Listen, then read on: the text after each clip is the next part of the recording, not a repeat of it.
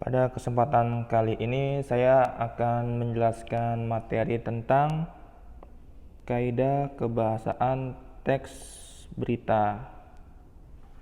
Selanjutnya, tujuan pembelajaran kali ini yaitu memahami kaidah kebahasaan teks berita.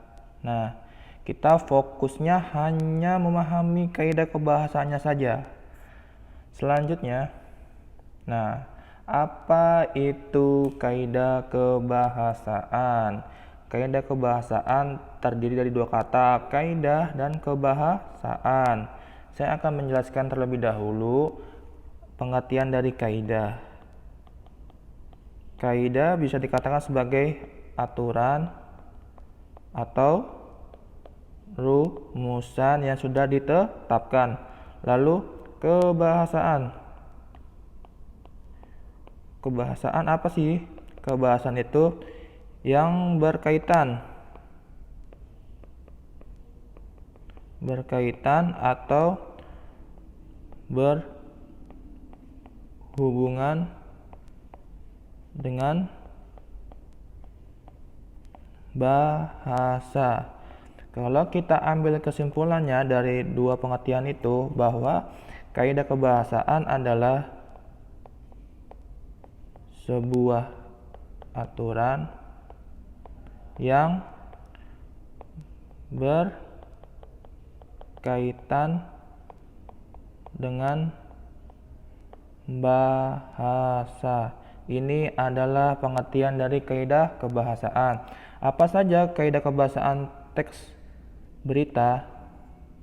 Nah, di sini ada macam-macam kaidah kebahasaan teks berita. Yang pertama, menggunakan kalimat langsung dan tidak langsung, lalu menggunakan kata kerja mental, lalu menggunakan konjungsi temporal, lalu menggunakan bahasa baku. Nah, saya akan menjelaskan terlebih dahulu kalimat langsung dan tidak langsung. Kalimat langsung yaitu sebuah kalimat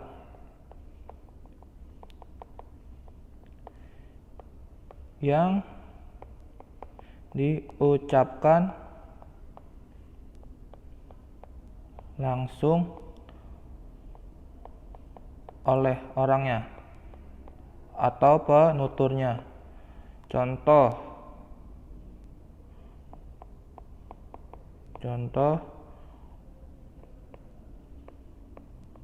saya akan pergi ke Jerman esok hari, kata Andi. Nah, di sini contohnya, saya akan pergi ke Jerman esok hari. Nah, tanda kalimat langsungnya itu ada tanda kutip dua di atas, di awal dan di akhir, dan ada penuturnya yaitu dari Andinya ini. Lalu jangan lupa tanda titiknya. Nah, itu kalimat langsung. Lalu kalimat tidak langsung.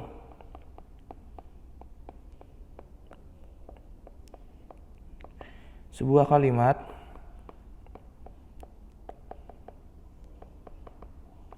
yang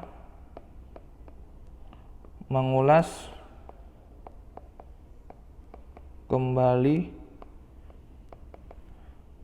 ucapan seseorang. Nah, contohnya, Pak Andi berpesan bahwa tugas harus dikerjakan. Nah, ini adalah contoh kalimat tidak langsung. Apa sih perbedaannya kalimat langsung dan tidak langsung? Kalau kalimat langsung, di kalimatnya itu ada tanda kutip dua di atas, di awal dan di akhir. Lalu ada tanda ucapan seseorangnya. Lalu kalimat tidak langsung tidak ada tanda kutip 2 di atas. Ini adalah contoh dari kalimat langsung dan tidak langsung. Lalu yang selanjutnya ada kata kerja mental.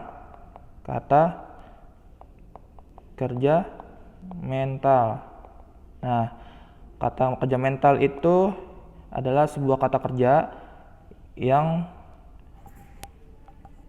berpotensi atau menerangkan sebuah aktivitas. Contohnya, saya menulis di buku.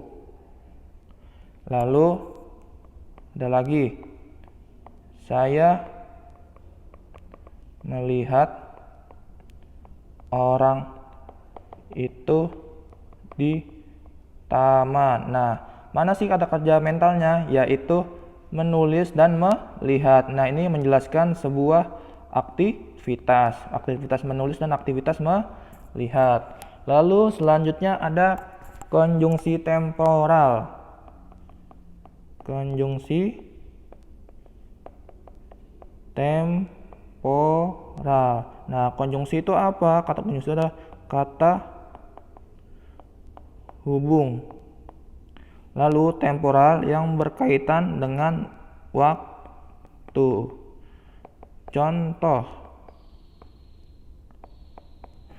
Contohnya,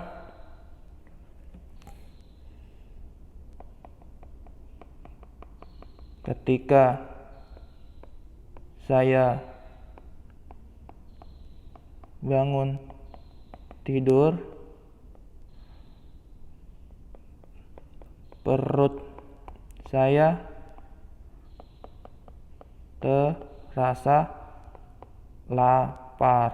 Nah, mana konjungsi temporalnya? Konjungsi temporalnya adalah ketika. Dan masih banyak lainnya konjungsi temporal, ada lalu, kemudian setelah itu, sebelumnya, lalu ketika, lalu ada lagi sejak, dan yang lainnya. Selanjutnya ada kata baku dan tidak baku. Kata baku